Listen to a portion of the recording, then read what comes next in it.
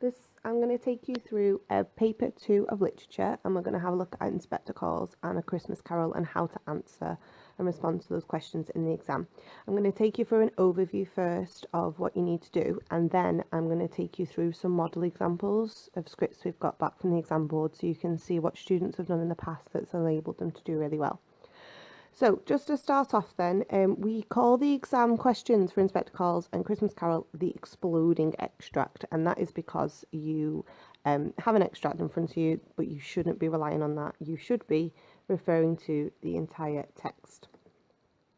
So do not just rely on the extract. Having said that, however, don't ignore it because there will always be amazing quotations in there that will enhance your answers. So what I would say is the best essays will just refer to the extract when it's best suited for your arguments. You can just start with the extract and then move on by exploring the rest of the text, or you can even track through the extract and link to the rest of the text as you're going through. But all of the band 5 answers I've ever seen just cover the entire text and then refer to the extract when needed. You can start with an overview, and I've put can because when you look at the model examples in a second, they don't always do this and they're still getting band 5. But it is good practice just for any literature essay to start with an overview of how your character or theme is presented in the entire text. And if your character changes, so that means they're a dynamic character. And you can say that Inspector Calls, Sheila is a dynamic character because she does change. Highlight your awareness of that because it just kind of emphasises that you're engaged with literature ideas. For top marks, you need to try to be evaluative in your overview. So show awareness of different ways the character can be interpreted, or be critical and explain what the writer uses the character for. So how does Sheila, for example, contribute to Priestley's central message? What does he use her for? Try and remember in literature that a character only exists because a writer has sat there and thought, I'm going to create this character because I need someone who will blah, blah, blah, blah. Or maybe they just really excitedly wanted to create this character, but if they didn't help contribute to the message, the character wouldn't make the final cut, the final draft. So your job is just to show an awareness of that. So, which skills will you be needing for Christmas Carol and Inspector Calls? You must always start with the writer. What did Priestley or Dickens choose to do? I've put choose in italics to really emphasize that you need to be thinking about this critically. So just showing an awareness that a writer sat down and made the choices that you're now at the other end sort of uncovering and unpicking. So that's the cause. What did the writer choose to do? Then what's the impact of it? So what's the effect? Now, within the text, you might look at that in terms of what a character does in stave 1 and how that impacts on the plot in stave 2 or 3. So, for example, the choice to include Marley in stave 1 leads to a multitude of effects for Scrooge in later staves. When you're considering the impact, then you should be cross-referencing. You cannot consider the impact of a writer's choice without linking it to another part of the text. So you need to be thinking about how evidence across the text can enhance, support, develop, or contrast each other.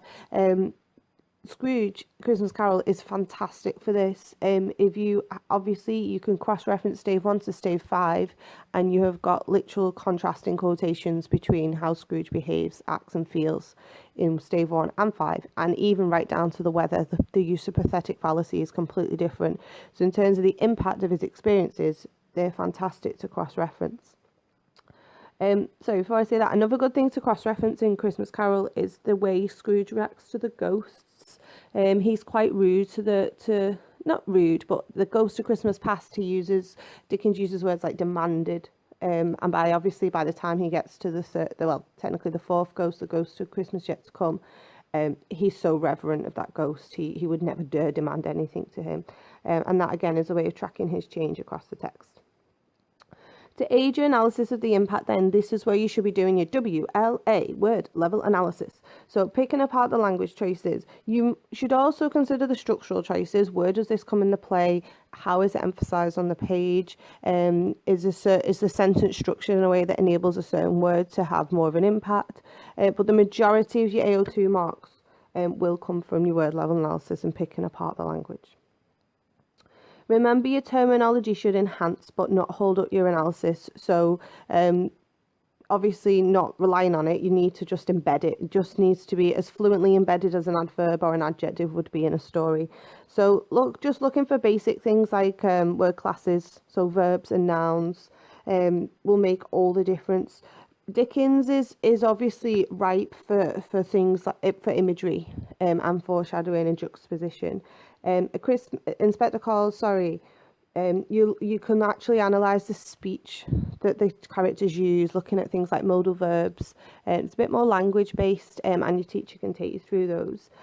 However, for your terminology for Christmas Carol, if you can compare the verbs used by Dickens to describe Scrooge in stave 1 to stave 5, and the nouns and the way he moves. In stave 1, he's edging his way to edge. That's the verb. And yet in stave 5, he's doing so many more things. He's leaping. He's jumping off his stool, isn't he? So being able to just contrast the use of language and the techniques used is also a good thing for Christmas Carol. So they're the skills you need to use. What could that actually look like on the page? And note the modal verb could. This is not prescriptive. There are many ways to structure analysis. Open your paragraph with a clear argument about what Dickens or Priestley did, and that's essential, really. You need to be focused on the writer's choices, and it's all, you've got to build your case like a lawyer, and no lawyer would stand up without giving a clear argument. You need to be answering the question, show the examiner you're focused on the question, and that you are very clear about what you have to say about this character in your interpretation of them. You then find your supporting evidence and you perform WLA. You would then cross-reference and track this across the text to explore the impact. That could take you on a meandering journey. But just make sure you always come back to that opening argument so that you're nice and cohesive. Then you need to think about why, and that requires linking really to the rest of the text or going beyond the actual text then to think about what the writer was aiming to do in the social context of the time in relation to Christmas Carol. So it's good if you can think about how does this contribute to the story or the plot in order to finalise your argument. It's even better if you can think about how it shapes the audience response to the character. So, for example, Sheila is quite irritating in Act 1, isn't she? With her, oh, mummy, and oh, is it the one you wanted me to have? We don't respond to her particularly well there. But if you think about it critically, actually, by doing that, we appreciate her transformation a lot more, and we appreciate that people can change a lot more by the end of the play. So that kind of actually touches on the next one, which is the best one, which was how does this support the writer's message or key themes? If Sheila hadn't been irritating in Act 1, Priestley wouldn't have been as able to effectively deliver this idea that even the most irritating people can change and can better themselves. So it kind of would have undermined his argument. They're the kind of things you need to be thinking about when you think, why? What does this contribute to the play? For Christmas Carol only then, you do need to consider why using your contextual information. So what happened during Victorian England that would have inspired Dickens to prioritise these ideas or these things about the characters? So remember, Christmas Carol is a social purpose novella, which basically means he's written it to try and change society in some way. He's so dissatisfied with what he sees around him. So it does not have to be loads of detail. A sentence, even a word sometimes, is enough to get you contextual marks. So just thinking about why or how this shaped his society at the time, or it's kind of a two-way process. How would the text have potentially shaped society at the time, and then also how society at the time shaped the text? It's quite a nice sort of symbiotic balance that you can imagine it as being. Okay, so one possible way you could structure your paragraphs, and this is just for character, is to use SPORT, which is an acronym my old Year 11 class came up with all the way back in 2011. So S, give me an S, it stands for symbolism. So what does the writer use, what does the writer use the character to symbolise? So it could be a certain social class. For example, Mrs. Burling could be used to symbolise the bourgeoisie and their sort of attitudes. What type of person are they? or it could even socialise a problem. So Scrooge could symbolise the problems of having a capitalist society that doesn't or really understand the, sorry, this is far too detailed, but understand the ramifications of poverty. Or even in the case of Tiny Tim, could symbolise, you know, spirituality or that angelicness, even God, you could argue. P, give me a P, stands for personality. So this will show the examiner you have a solid understanding of the character. You're getting more critical when you give me an O, so that's other characters. So asking yourself, how does your character shape the audience's response to other characters in the play? But likewise, how do other characters shape the response to your character? So this is more critical because you're looking at how the characters interact with each other and what they bring together to the play or to the text, to the audience's response to that. So, for example, Sheila is very much used by Priestley at the end of Inspector Calls to shape Mrs. Burling, the audience's response to Mrs. Burling. Sheila highlights just how snobbish and still very narrow-minded Mrs. Burling is.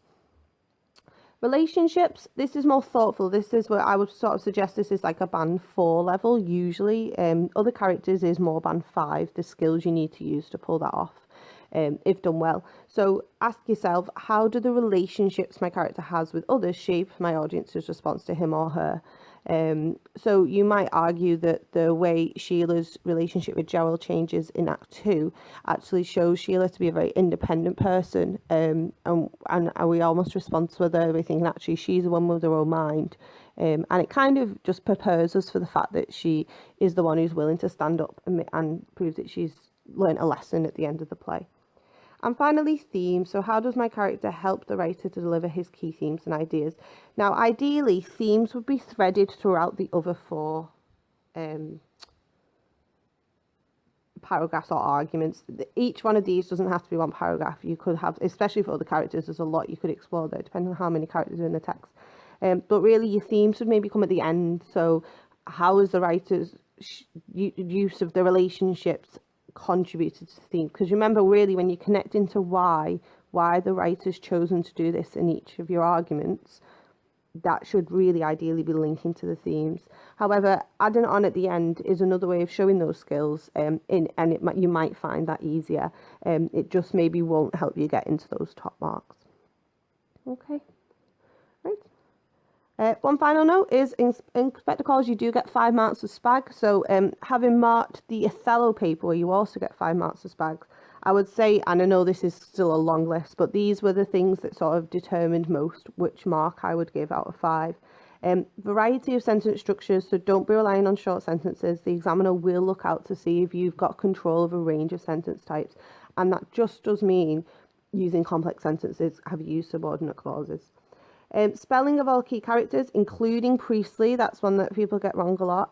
You must make sure that you've got those correct, especially ones that are in the extracts, because there's really no excuse.